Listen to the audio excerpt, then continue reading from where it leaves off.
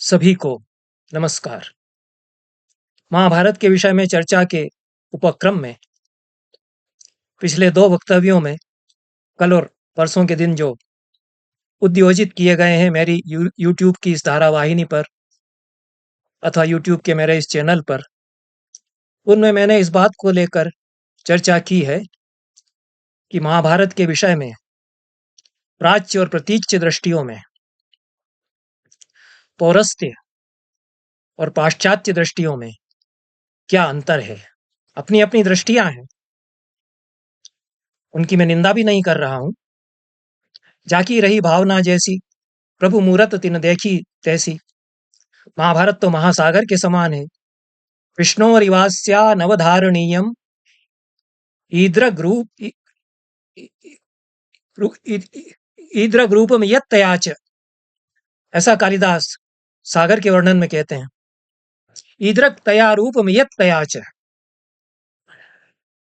जैसे विष्णु का स्वरूप, परमात्मा का स्वरूप ठीक ठीक ऐसा ही है और यही है, ऐसा दावा किसी को नहीं करना चाहिए। मैं भी दावा नहीं करता कि महाभारत जो एक महासागर है उसको मैंने ठीक ऐसा ही महाभारत है ऐसा मान करके मैं बताता हूं या मैंने समझ लिया है।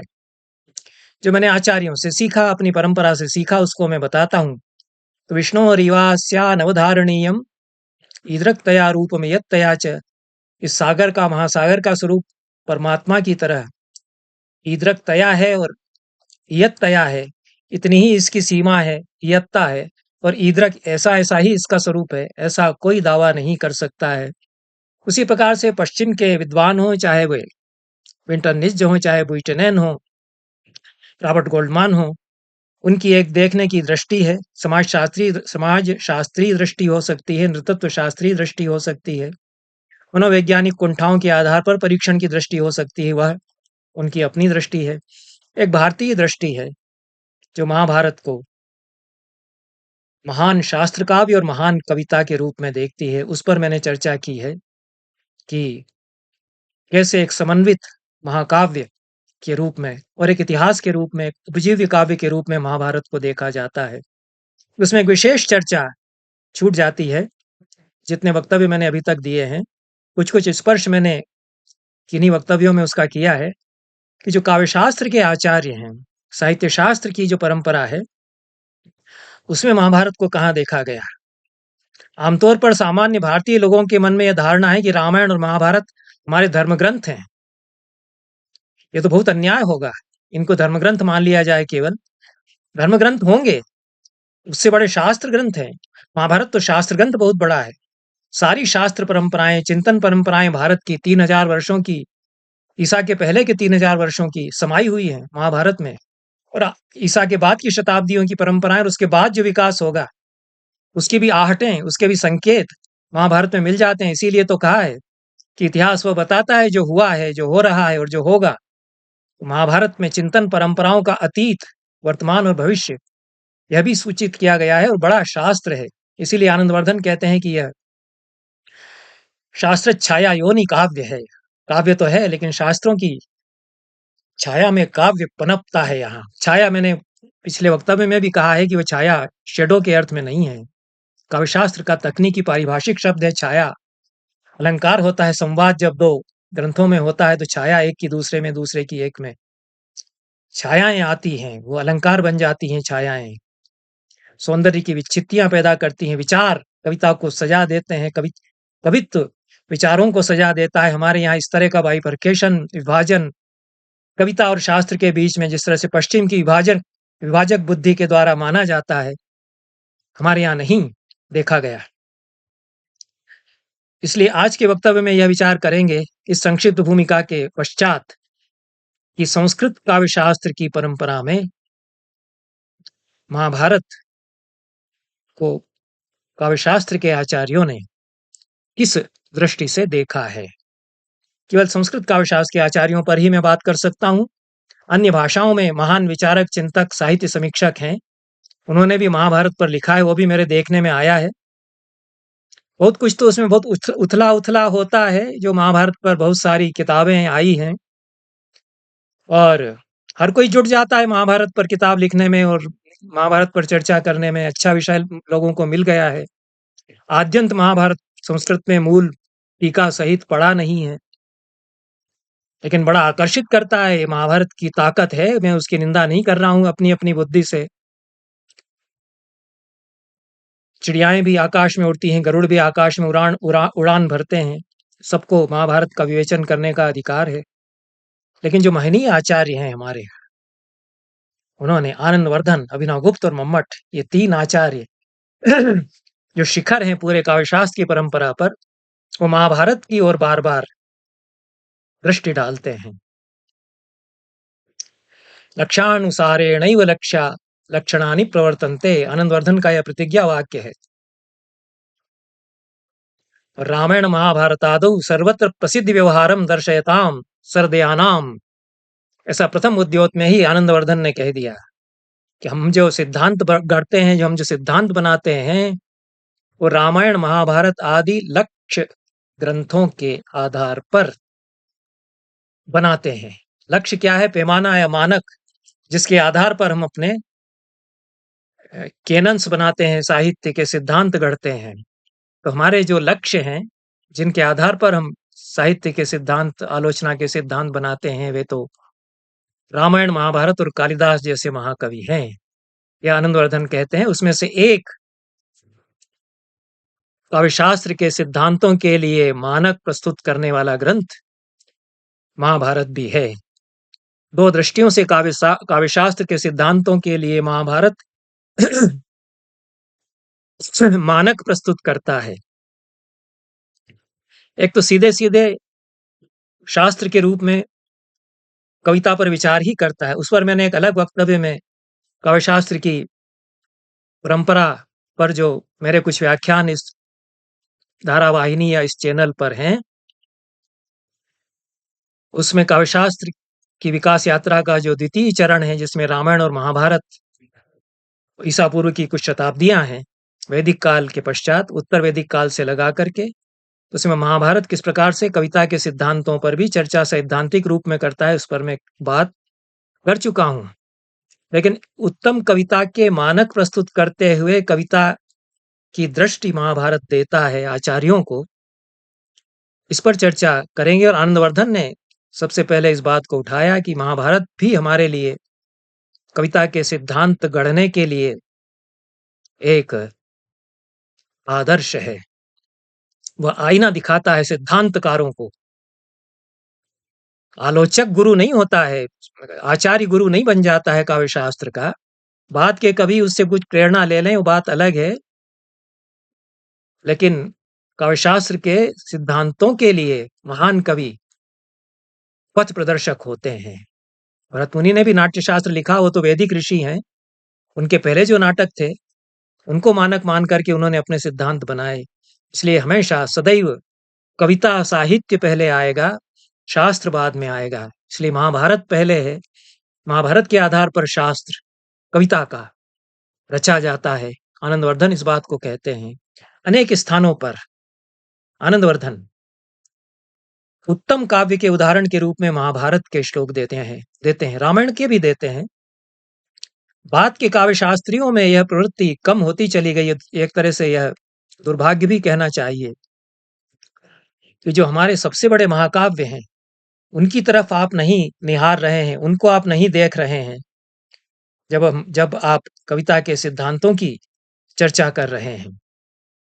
तो काव्यशास्त्र के आचार्यों की दृष्टि में महाभारत पर चर्चा करते हुए हम देखते हैं कि पूरी आचार्य परंपरा महाभारत को एक उत्कृष्ट काव्य के रूप में देखती है। और आदि पर्व का जहां आरंभ होता है, आनंदवर्धन तो उसी का स्मरण करते हैं कि कैसे महाकाव्य के रूप में महाभारत जो रस प्रवाह है, उसका शांत रस के रूप में, जो आद्यंत उसमें अंतर्निहित ध्वनि के रूप में शांत रस उपस्थित है, और अंततः फिर छा जाता है शांति की पुकार, शांति का आह्वान सर्वोपरि फिर होकर के अंत में गूंजता है। यह तो उसमें इनबिल्ट स्ट्रक्चर है शांत का। उसकी सारी संरचना में भिदा हुआ है शांत रस। इसको आनंदवर्धन बहुत अच्छी तरह से बताते हैं। वो कहते हैं, ये महाभारत के संबंध में बताया नहीं जाता है कि कौरव और पांडव छोटे-छोटे राजकुमार हैं और माता सत्यवती तो जब कुछ संकट आता है तो अपने बेटे व्यास का स्मरण करती हैं, क्योंकि वो जन्म होने के बाद ही चल दिए। तो माता ने कहा कि मुझे कभी आवश्यकता पड़ेगी तो मैं क्या करूंगी? तो उन्होंने कहा कि जब आप स्मरण करेंगी मैं आ जाऊंगा। स्मरण जब करती हैं सत्यवती माता तब तो व्यास आ ही जाते हैं। कभी कभी वे बिना स्मरण किए हुए भी स्वयं अपनी समझ से सूझ से आ जाते हैं कि अब मेरी आवश्यकता वहां है। तो आदि पर्व में ही पांचों पांडव और 100 कौरव राजकुमारों के जन्म का वर्णन करने के पश्चात उनकी शिक्षा आदि चल रही है। वहीं से पनपने लगता है वैमनस्य, यह जो दुर्योधन के भीतर है। दुर्योधनो मन्युमयो महाद्रुमः, जिस पर मैं चर्चा कर चुका हूं। महाभारत की जो संरचना है उसमें वृक्ष का प्रतिदर्श मॉडल कई बार खड़ा किया जाता है। तो मन्यु प्रतिशोध वेंजियंस का प्रतीक है दुर्योधन। तो यह कुमार हैं वे राजकुमार, अभी तो ज्यादा समझते ही नहीं है संबंधों को। ठीक इसी समय व्यास माता सत्यवती के पास आते हैं और कहते हैं, यह बहुत ही सुंदर श्लोक है। अच्छे अच्छे कवि पानी भरें इस तरह के श्लोक महाभारत में फिर मिलते हैं। अतिक्रांत सुखाः कालाः प्रत्युपस्थित दारुणाः श्वः श्वः पापीय दिवसाः, श्वः श्वः पापीय दिवसाः पृथ्वी गत यौवना। एक एक शब्द बड़ा वजन लेकर के आता है, महती कविता है।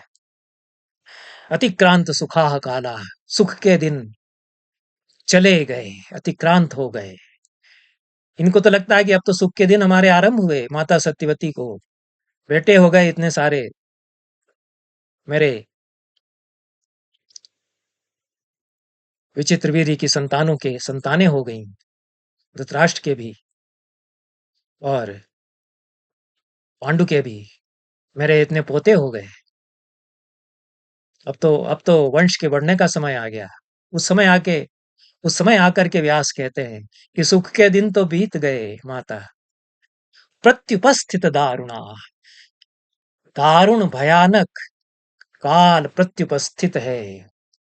इसको कहते हैं कि उसकी छायाएं आ रही, तलवार ऊपर लटकी हुई है काल की, बस आ गया समझ लो। ये बहुत अद्भुत शब्द है प्रत्युपस्थित। ये प्रति उपसर्ग का प्रयोग जो व्यास करते हैं वो प्रति स्मृति की बात करते हैं। और जड़ावलाल मेहता कहते हैं कि महाभारत प्रतिस्मृति का काव्य है। स्मृति के भी काउंटर जो स्मृति होती है उसकी यह कविता है। तो व्यास उसी को कहते हैं। उपस्थिति नहीं हो गए, प्रत्युपस्थित हो गए वे, क्योंकि वे लौटकर बार बार आते हैं महाभारत में। ये जो भयावहता जीवन की, जीवन के संकट का बोध जो है, ये बार बार प्रत्युपस्थित होता है, पलट कर आ जाता है। फिर से आ गए, ऐसा कुछ कहना चाहते हैं। श्वः पापी ये दिवसाः, फिर आने वाला दिन और भी अधिक पाप, और भी अधिक पाप ढोता हुआ आ रहा है। ये मैं देख रहा हूं। ये जो शब्दावली है पुनरावृत, ये पुनरुक्त जो है गुण हो जाता है कहाँ कहाँ। तो कल और फिर कल पापी होते जा रहे हैं दिवस। इस शब्दावली में कहा गया है, अनुवाद में नहीं उस तरह से बन सकता है, लेकिन उन्होंने तो बांध करके कह दिया है, श्वः श्वः पापी दिवसाः। बहुत सारी बातें किस तरह से एक एक शब्द में समेट ली जाती है, उसका एक उदाहरण है। जो ध्वनि के सिद्धांत के सबसे बड़े आचार्य प्रवर्तक आचार्य हुए, वे सबसे पहले इसी को उद्धृत करते हैं। तो पृथ्वी गत यौवना, पृथ्वी का यौवन छींच रहा है, छींच गया, गत यौवना हो गई धरती। आनंदवर्धन और अभिनवगुप्त दोनों ने इतनी बारीकियों से इसकी जो ध्वनियां हैं, गूंजे हैं, इसके जो भीतर अर्थ हैं, चेतावनी है, पूरी पूरे समाज के लिए चेतावनी है। तो एक ऐसा पद्य है, मैंने पहले भी ये कहा है कि हमारे समय में चाहे महायुद्ध की विभीषिका, लूमिंग एट लार्ज जिसको कहते हैं, उसकी छायाएं मंडरा रही हैं, उसकी दारुण छायाएं, उस समय में भी यही बात कही जाएगी। और क्या कह दिया है, पृथ्वी का यौवन छीज रहा है, कैसे हमने लूटा है धरती को। धरती माता जो चिर यौवना थी, जिसके गीत गाए, जिसके सौंदर्य के, जिसके यौवन के वेद के ऋषियों ने पृथ्वी सूक्त में, उसको कैसा हम लोगों ने लूटा खसोटा मानव जाति ने। ये हमेशा के लिए स्मरणीय चेतावनी व्यास की है। और हर आने वाला दिन और अधिक पाप ढोता हुआ आ रहा है। यह भी हमारे समय में भी उतना ही। इसीलिए तो महाभारत के बारे में कहा है कि वह आने वाले समय के स्पंदनों को, आटों को भी बताएगा। आनंदवर्धन कहते हैं कि कृदंत और तद्धित के द्वारा अत्यंत तिरस्कृत वाच्य ध्वनि किस प्रकार यहाँ रखी गई है, यह समझना चाहिए। इसमें जो इक्ता प्रत्यय का प्रयोग किया, अतिक्रांत में क्रम धातु में इक्ता प्रत्यय लगा दिया। जा रहा है ऐसा न कहे कि गत, ऐसा कह देंगे तो अतिक्रमण कर रहे हैं दिन, ऐसा नहीं कहा है। अतिक्रमण कर रहे हैं सुख के दिन, ऐसा न कहकर के अतिक्रांत हुए सुख के दिन, ऐसा कह दिया है। प्रत्युपस्थित में भी इक्ता प्रत्यय लगा दिया। तो कृदंत के द्वारा, तद्धित प्रत्ययों के द्वारा यह जो यौवन शब्द का प्रयोग किया है, गत यौवन, यहां भी कृदंत इक्ता प्रत्यय है। पापियस, पापियान, इसमें जो ये डिग्री बताई गई है, सुपरलेटिव और कंपैरेटिव, और भी अधिक पाप, और भी अधिक पाप, ये सारे प्रत्ययों का जो सौंदर्य है, आनंदवर्धन कहते हैं कि इन प्रत्ययों से अत्यंत तिरस्कृत वाच्य ध्वनि, ध्वनि काव्य के उदाहरण के लिए इसको देते हैं। और विवक्षितम चान्य परम अत्यंतम च तिरस्कृतम, अविवक्षित वाच्य जो है दो प्रकार का होता है, विवक्षितान्य पर और अत्यंत तिरस्कृत, जिसमें होता है अभिधेय अर्थ विवक्षित है लेकिन अन्य परक हो जाता है, अभिधेय अर्थ पूरी तरह से हटा करके दूसरा अर्थ लेना पड़ता है। तो ये अत्यंत अत्यंत तिरस्कृत वाच्य का उदाहरण है कि जो अभिधेयार्थ है, जो शब्दों से सीधे सीधे अर्थ निकल रहा है, उसको परे सरका करके फिर बहुत सारे अर्थ उसके स्थान पर आते चले जाते हैं, तब अत्यंत तिरस्कृत वाच्य ध्वनि आनंदवर्धन के सिद्धांत के अनुसार वहां होती है। आनंदवर्धन तो इतना ही कहकर के आगे बढ़ते हैं कि इसमें कृदंत और तद्धित जो प्रत्यय होते हैं, उनकी अंतर्ध्वनियां हैं। पर अभिनवगुप्त विस्तार से इसको समझाते हैं और बहुत सुंदर विवेचन करते हैं। अभिनवगुप्त जहां विवेचन करते हैं, वस्तुतः आनंदवर्धन ने ध्वन्यालोक के तीसरे उद्योत की 16वीं कारिका की वृत्ति में यह उद्धृत किया है, यह पद्य। तो वहां केवल अत्यंत तिरस्कृत वाच्य ध्वनि ही नहीं बता रहे हैं, असंलक्ष्य क्रम व्यंग्य ध्वनि भी यहाँ बता रहे हैं, क्योंकि चर्चा तो असंलक्ष्य क्रम व्यंग्य ध्वनि की चल रही है, प्रसादित ध्वनि की चल रही है। तो रस है इसमें, पूरा शांत रस का प्रवाह तो है ही है, लेकिन जो अन्य ध्वनियां हैं उनमें अत्यंत तिरस्कृत वाच्य ध्वनि भी होती है। अभी आनंदवर्धन कहते हैं कि अत्र ही कृत तद्धित वचनैर लक्ष्य क्रम व्यंग्य पृथ्वीगत यौनेत्यनेन अत्यंत तिरस्कृत वाच्यो ध्वनि प्रकाशितः। कृदंत, तद्धित और वचन, इनके द्वारा तो असंलक्ष्य क्रम व्यंग्य ध्वनि जो है वह रसादित ध्वनि हो जाती है।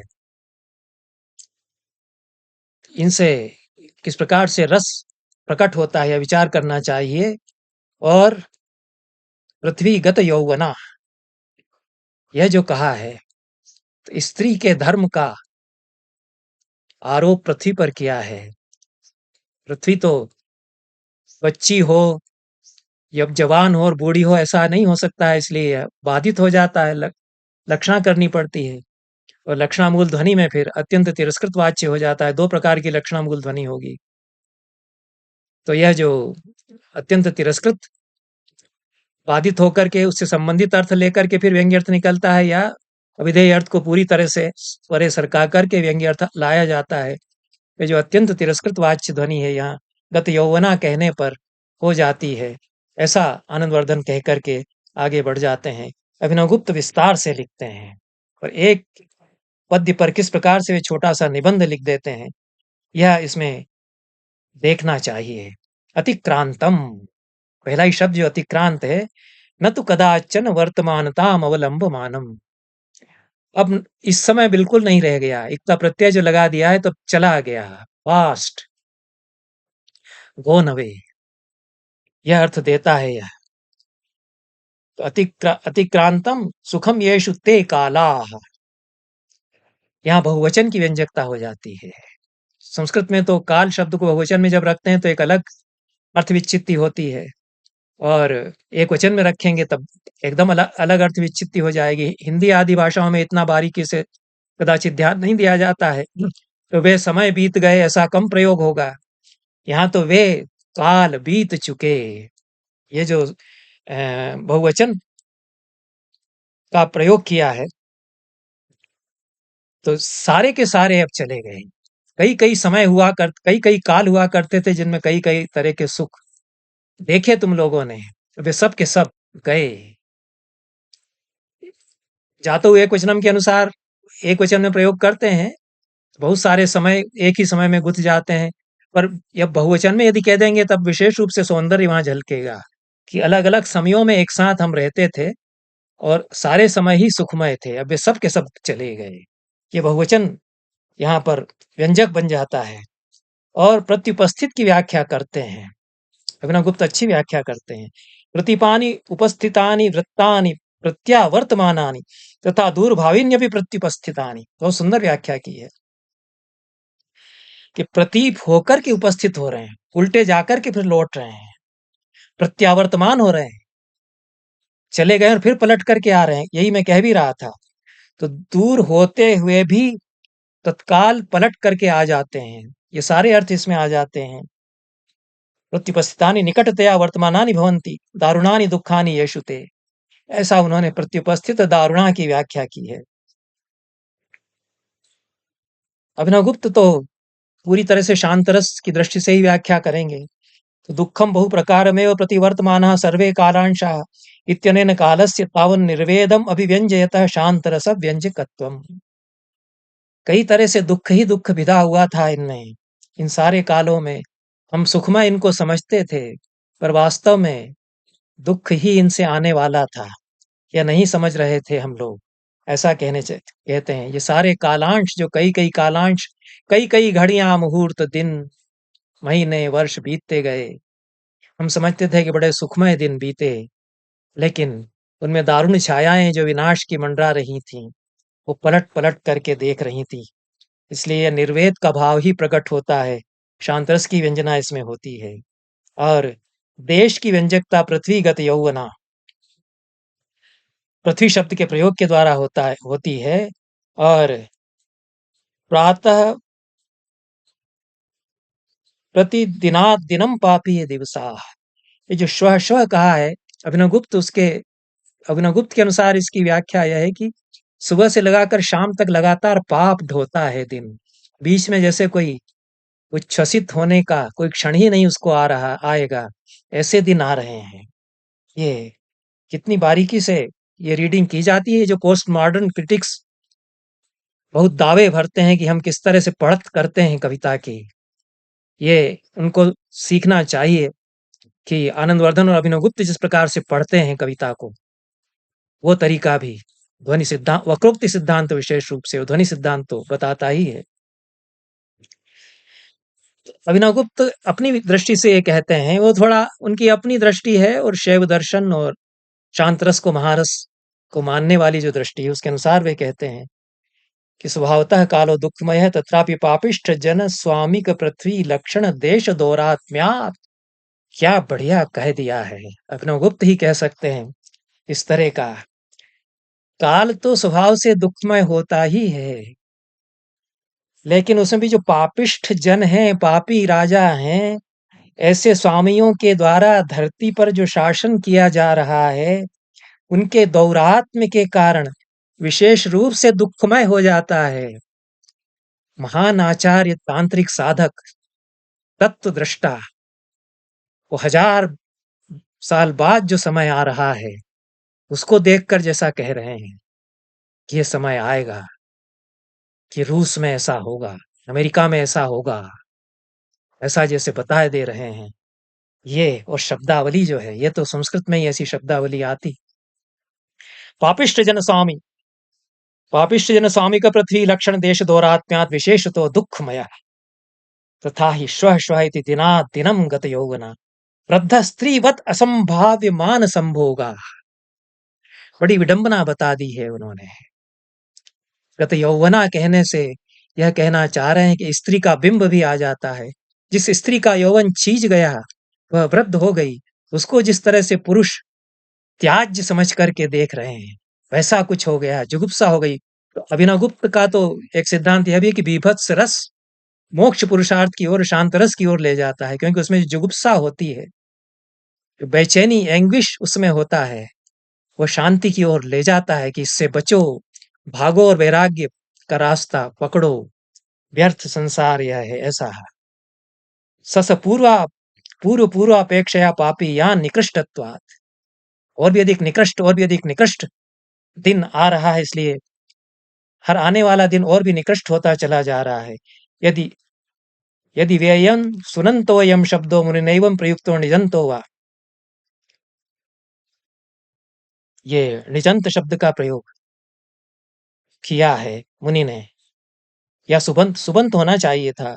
अब क्या कह रहे हैं ये मुझे भी स्पष्ट नहीं हो रहा है, मैं पाठ इसमें मिलाऊंगा, यद्यपि ये बड़ा शुद्ध संस्करण लेकर के मैं पढ़ रहा हूँ, लेकिन ये अंतिम पंक्ति है। अभिनव गुप्त ने जो पूरा छोटा सा निबंध इस पर लिख दिया है, इस श्लोक पर, जो महर्षि व्यास का यह श्लोक है, उस पर और बारीकी से एक एक शब्द की पड़ताल करके वो अर्थ निकालते हैं। अब इस पर और अधिक नहीं कहेंगे, एक ही श्लोक पर इतनी चर्चा हो जाती है।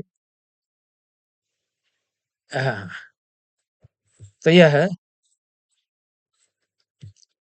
अभिनव गुप्त यह कहना चाहते हैं कि प्रत्युपस्थित में प्रति उपसर्ग की आसन्नवर्तीता को भी सूचित करता है, दुख के अनुवेद को बताता है।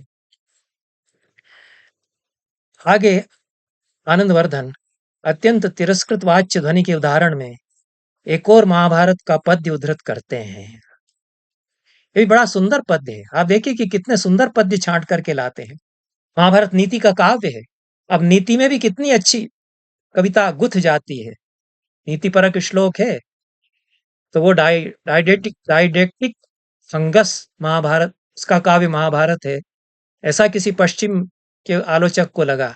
तो उनको लग सकता है क्योंकि उनको समझ में नहीं आ रहा है ठीक से कि उसमें कविता कैसे सद रही है।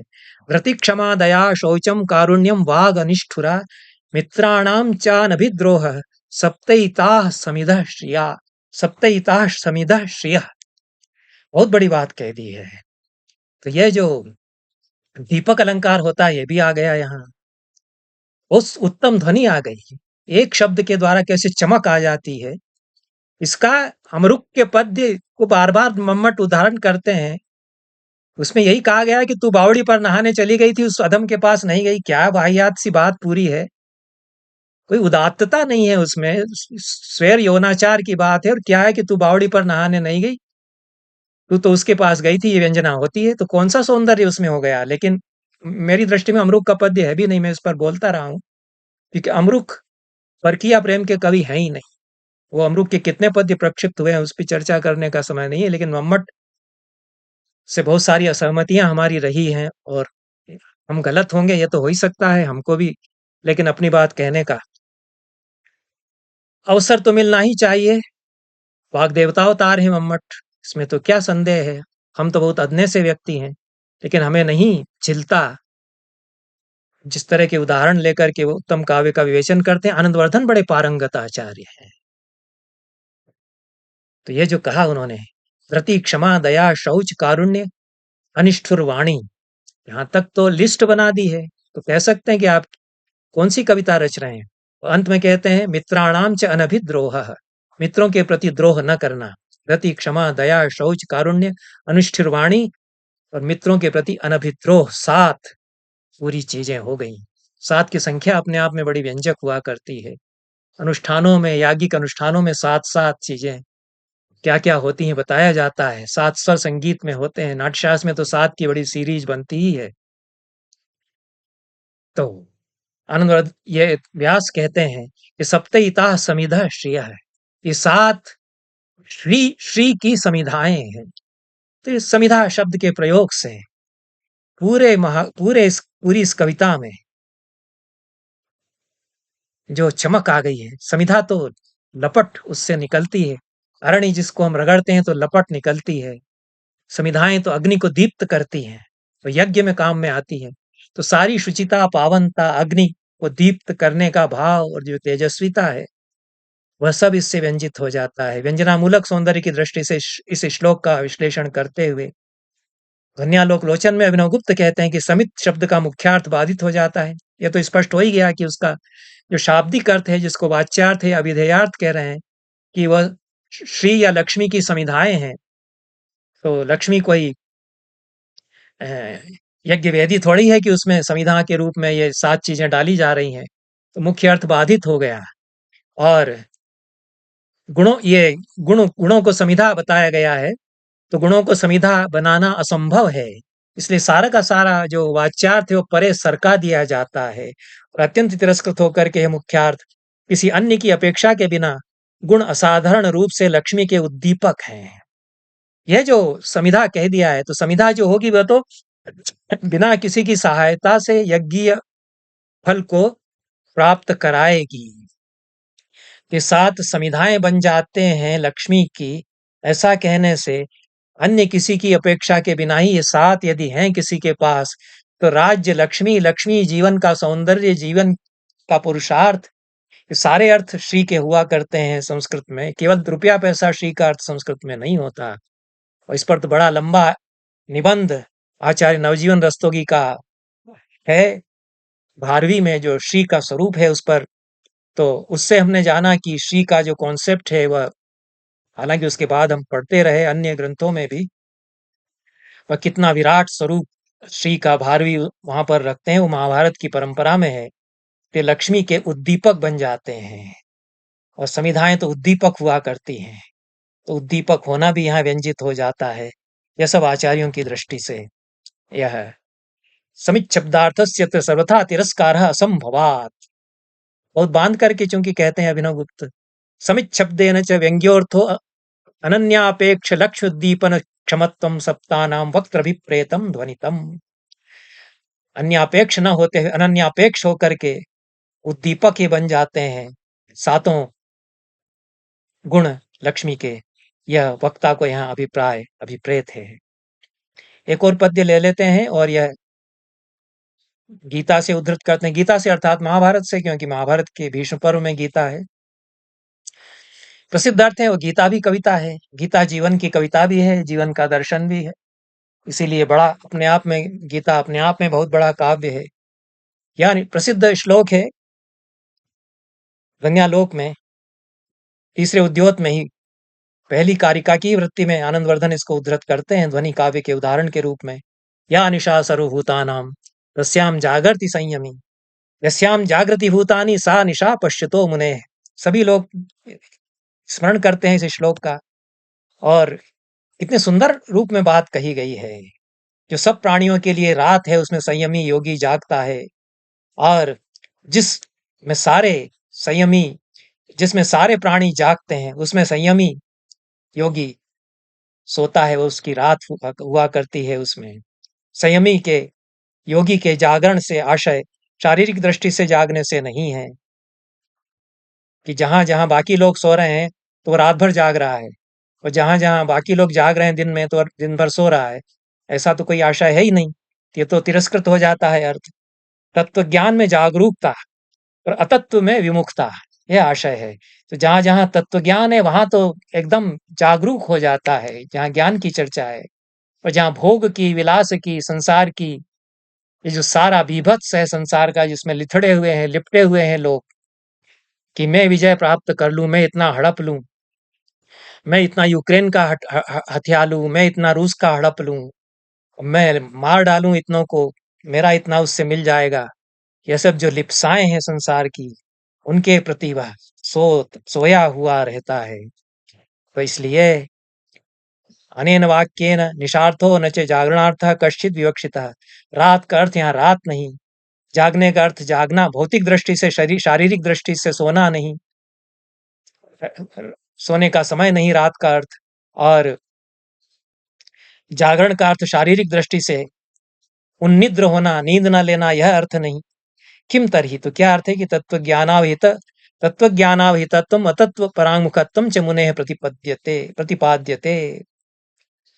तत्वज्ञान के प्रति अवहित या जागरूकता होना और अतत्व के प्रति परांगमुख होना मुनि के स्वरूप में श्री कृष्ण यहाँ बताना चाहते हैं, इसलिए अत्यंत तिरस्कृत वाच्य की व्यंजकता यहाँ है। अत्यंत तिरस्कृत वाच्य ध्वनि का, उत्तम काव्य का जो भेद है, उत्तम मध्यम अधम तो आनंदवर्धन ने भेद भी नहीं किए हैं, ये मम्मट के संस्कार वशात मुंह से निकल जाते हैं। और इस तरह से उत्तम ही हुआ होता है, मध्यम काव्य उससे घटिया होता है, ऐसा भी उनका आशय भी नहीं है। लेकिन यह सर्वोत्तम कविता के उदाहरण हैं, यह कह सकते हैं। आनंदवर्धन और अभिनव गुप्त के अलावा काव्यशास्त्र के आचार्यों ने महाभारत के अनेक श्लोक रसभाव या काव्य कोटियों के उदाहरण के रूप में प्रस्तुत किए हैं। और एक श्लोक है, आधुनिक जो हमारी समझ है उसकी दृष्टि से थोड़ा सा असमंजस हो सकता है लोगों को, क्योंकि क्रिश्चियनिटी ने हमारे भीतर जो संकोच भर दिया और जो हमारे भीतर एक खुलापन था, उदारता भी थी हमारे भीतर, उसको छीन लिया हमसे।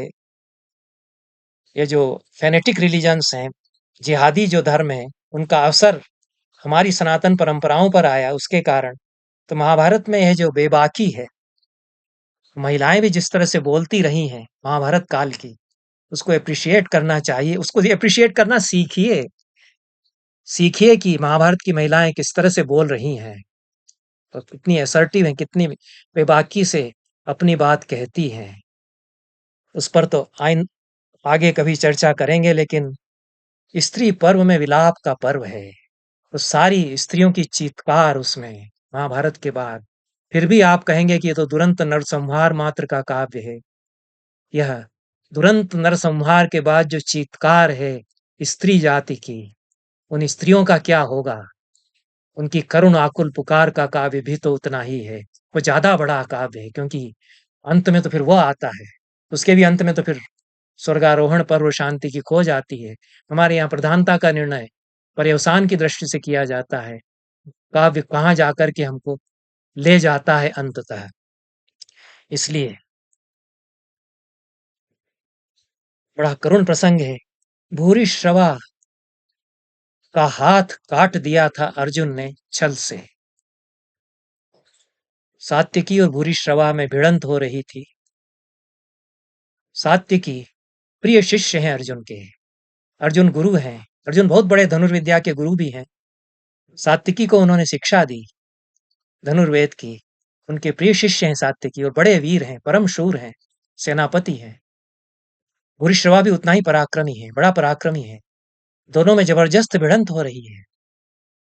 रथ नष्ट हो गए, धनुष बाण सब छूट गए, तलवार से अंत में लड़ रहे हैं, द्वंद्व युद्ध हो रहा है। अब रथवत से युद्ध खत्म हो गया, तोड़ डाले एक दूसरे के रथ बाणों से, और भूरिश्रवा भारी पड़ रहा है। वो तलवार उठा करके काटने ही वाला है दाहिनी भुजा भूरिश्रवा की, कि कृष्ण दिखाते हैं कि देखो काट देगा सात्विकी की भुजा। तो तुरंत अर्धचंद्र बाण छोड़ते हैं अर्जुन, यहां से कट करके दाहिना हाथ भूरिश्रवा का गिर जाता है नीचे।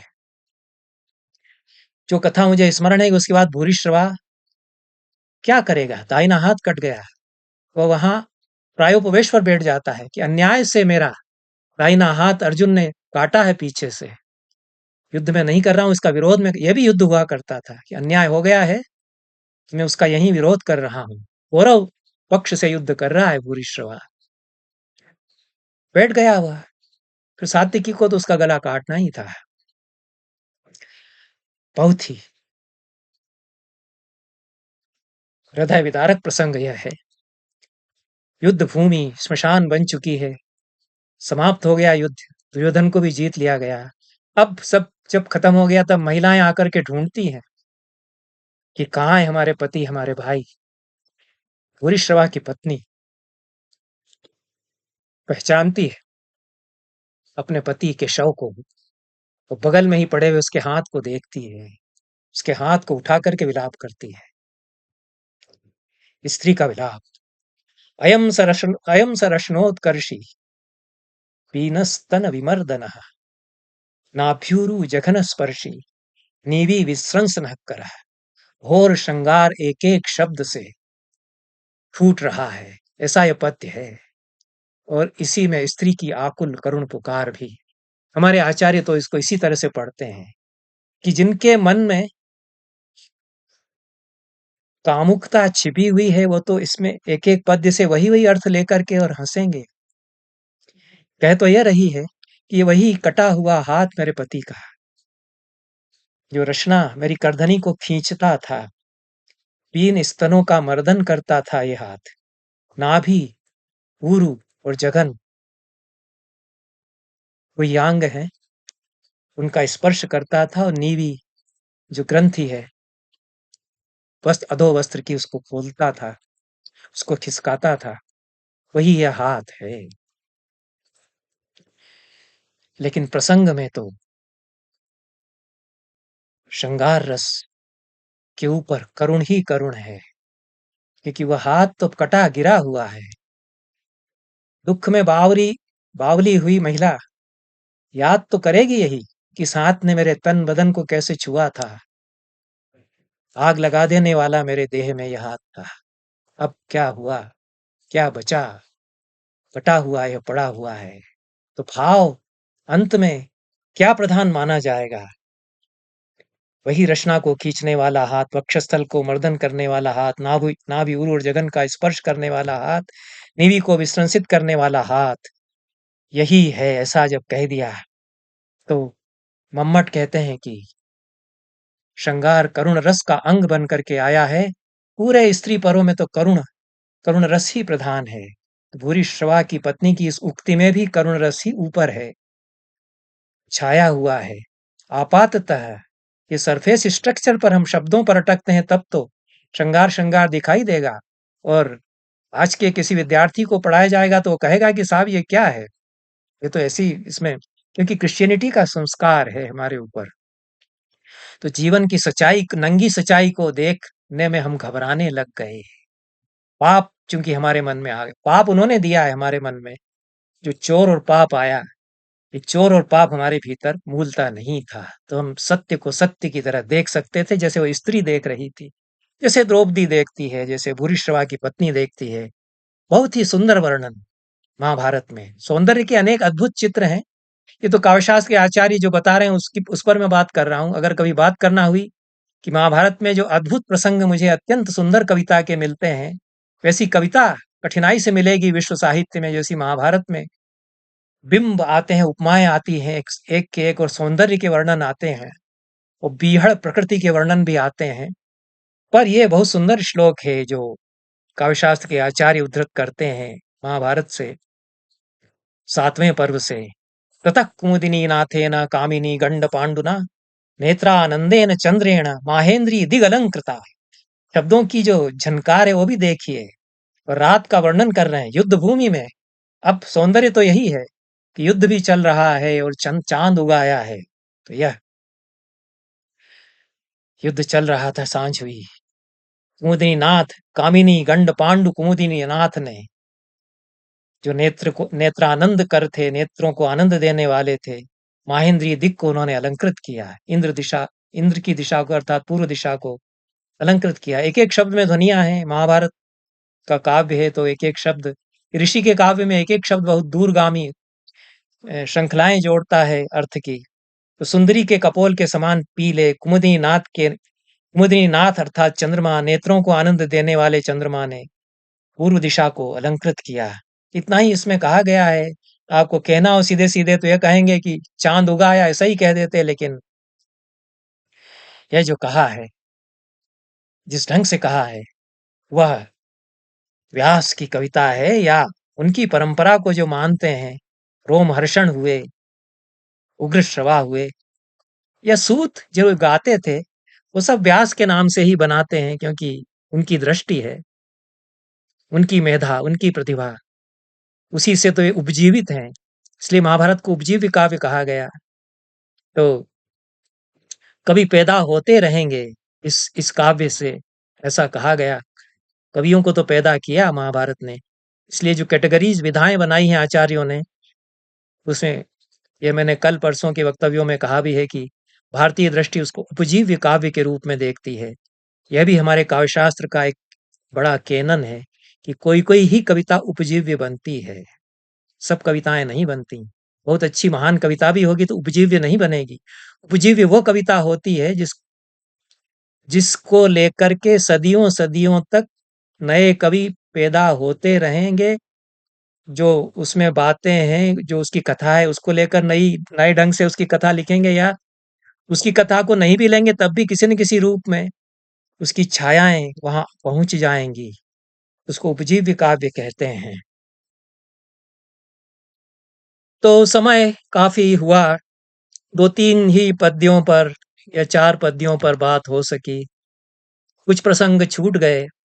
उनमें से एक गृध्र गोमायु संवाद जिसको मम्मट ने कहा है और जम्बुक गृध्र जम्बुक संवाद पुणे संस्करण के संपादकों ने शीर्षक दिया है या पांडुलिपियों में वो शीर्षक चला आ रहा होगा। मैंने पांडुलिपियों से तो नहीं मिलाया है और गीता प्रेस गोरखपुर के संस्करण में अलग तरह से शीर्षक दिए हैं।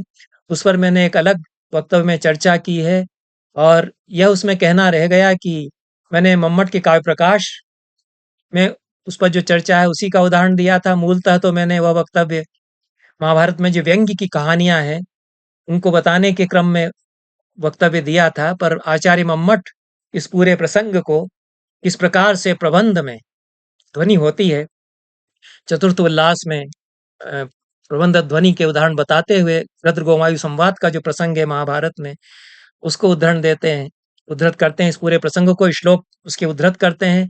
उनके पाठ जो मम्मट ने लिए हैं वो कैसे पुणे संस्करण, गीता प्रेस गोरखपुर के संस्करण और कुंभकोणम संस्करण तीनों से पूरी तरह से नहीं मिल रहे हैं। 11वीं शताब्दी में आनंदवर्धन के पास, अभिनव गुप्त के पास, मम्मट के पास महाभारत की जो पोथी है उसमें पाठ कुछ और भी भिन्न है।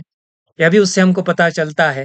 लेकिन इसमें उसमें मैं यह बताना भूल गया कि यह प्रसंग केवल मम्मट ने ही काव्य प्रकाश में उद्धृत नहीं किया। यह अभिनव गुप्त ने भी ध्वन्यालोक लोचन में विस्तार से इस पर प्रकाश डाला है।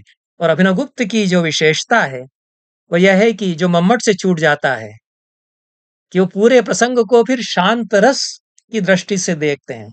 अब उनका तो नजरिया पूरा यही है कि महाभारत यदि काव्य है तो उसमें सारा का सारा शांत रस आद्यंत है।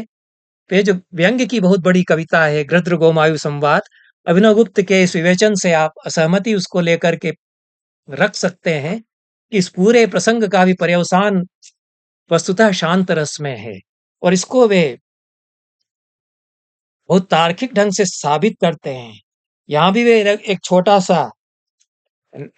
छोटा सा लघु लेख ही उस पर लिख देते हैं इसमें ध्वन्यालोक लोचन में अपने, और वही पद्य उद्धृत यहाँ भी अभिनव गुप्त कर चुके हैं मम्मट से पहले, जो काव्य प्रकाश में उद्धृत मिलते हैं और वही पाठ भी है।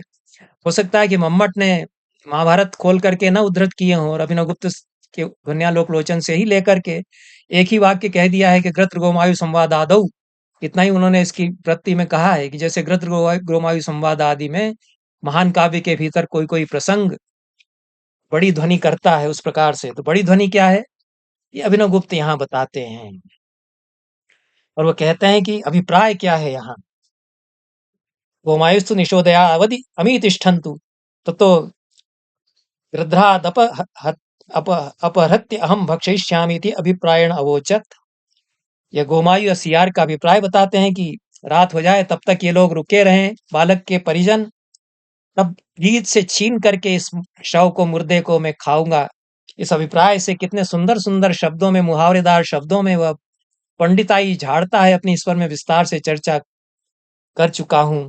और गीत किस अभिप्राय से कहता है कि श्मशानावतीर्णम पुत्र दाहार्थम उद्योगिनम जनम विप्रलब्धुम ग्रध्रो दिवा शव शरीर भक्षणार्थी शीघ्र में वो अवसरत यूयमित्याह।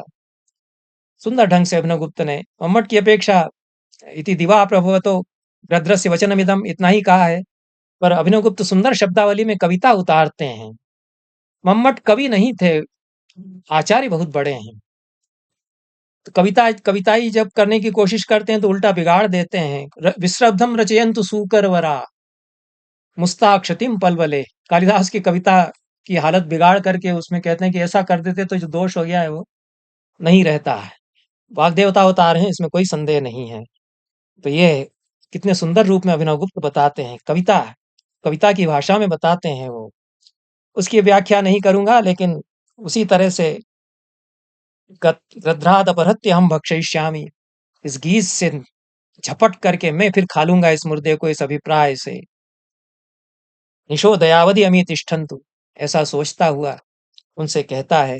बाकी ये श्लोक मैं उस वक्तव्य में पढ़ चुका हूँ, और जिनको ज्यादा जिज्ञासा है वो मेरा कुछ दिन पहले महाभारत के गृध्र गोमायु संवाद पर जो वक्तव्य है उसको सुन सकते हैं। लेकिन अभिनवगुप्त कहते हैं कि सच अभिप्रायो व्यक्तः शांत रस एवं परिनिष्ठितताम प्राप्त है। यह अभिप्राय व्यक्त किया महामति व्यास ने इस पूरे प्रसंग में, लेकिन इसका भी पर्यवसान शांत रस में ही अंततः होगा, कि उस व्यंग्य से भी फिर हम यही आशय निकालेंगे कि संसार ऐसा है। बड़े बड़े पंडित लोग अपनी पंडिताई झाड़ते हैं, लेकिन मन में उनके मुर्दे को भी नोच खसोट करके खा जाने की इच्छा रहती है। ऐसा यह बीभत्स संसार है, यही इसका आशय है। ऐसा अभिनवगुप्त यहाँ कहते हैं। एक प्रसंग जो आनंदवर्धन विस्तार से विवेचन करते हैं और अभिनवगुप्त उस पर प्रकाश डालते हैं, वह ध्वन्यालोक में यह शांत रस का प्रकरण है। उस पर भी मैं कुछ बोल चुका हूँ महाभारत के अपने वक्तव्यों में, इसलिए अब उसको आज नहीं लूंगा, क्योंकि जितना उसको बोला है उसमें भी मैंने आनंदवर्धन का आधा ही वक्तव्य लिया है, अभिनवगुप्त का भी बहुत थोड़ा सा लिया है। लेकिन संकेत मात्र उससे होता है, हो सकता है मिल जाता है कि क्या कहना चाहते हैं महाभारत के संबंध में आनंदवर्धन और अभिनवगुप्त, और क्यों शांतरस महाभारत में आद्यंत माना जाना चाहिए। आद्यंत परकोलेट करता है, भिदा हुआ होता है, अंत में शांतरस ही शेष बचता है। सारे रस निवृत्त हो जाते हैं, इसलिए वे कहते हैं कि यह रसमयी कविता नहीं है। यह मनोवल बुझव्वल चित्त को आर्द्र कर देने वाली, और कुछ रस में पक जाए चित्त, आनंद सच में सराबोर हो जाए, उस तरह की कविता नहीं है, रीतिकालीन काव्य नहीं है। यह तो विरसावसान की कविता है। सारे रस निवृत्त हो जाते हैं, तो रस के भी दो स्ट्रक्चर्स, दो सतहें हो जाती हैं। एक ऊपरी सतह है जिसमें कि हम ऊपर ऊपर से सुंदरता देखते हैं, रमते हैं। एक रस की अंतर्ध्वनियां, विधी हुई जो संरचनाएं हैं, उनको आनंदवर्धन विरसावसान कहते हैं। तो सारी सतहें उघड़ जाती हैं, निवृत्त हो जाती हैं, सतह हटा दी गई है, जो ऊपरी सतह है आपाततः। तब क्या बचता है? वह जो बचता है वह शांत रस है। काफी चर्चा हुई, जितनी भी चर्चा होगी कमी रहेगी। तो इतने सही श्लोकों पर जो हमारे आचार्यों ने बात की है उसकी दृष्टि से मैंने बात की है। यह आशय कदापि नहीं समझा जाए कि 4 श्लोक अच्छी कविता के हैं महाभारत में। एक तो पूरा का पूरा महाभारत ही महान कविता है, और उसमें यदि छांट नहीं लगे कि बहुत अलंकारमयी, गुणमयी, सराबोर व्यंग्य से और रस से भी सराबोर, जिसको सुपर सरफेस स्ट्रक्चर पे रस ही रस हो, ऐसी कविताएं भी खूब मिलेंगी महाभारत में। दमयंती के रूप का वर्णन है, सावित्री का वर्णन है, सौंदर्य के वर्णन है, हिमालय के कितने अद्भुत चित्र हैं। उन पर बात मैंने इस वक्तव्य में इसलिए नहीं की है कि केवल काव्यशास्त्र के आचार्य जो महाभारत पर कह रहे हैं उदाहरण देख करके उसी पर यह वक्तव्य केंद्रित होना था। बहुत बहुत धन्यवाद सभी को। नमस्कार।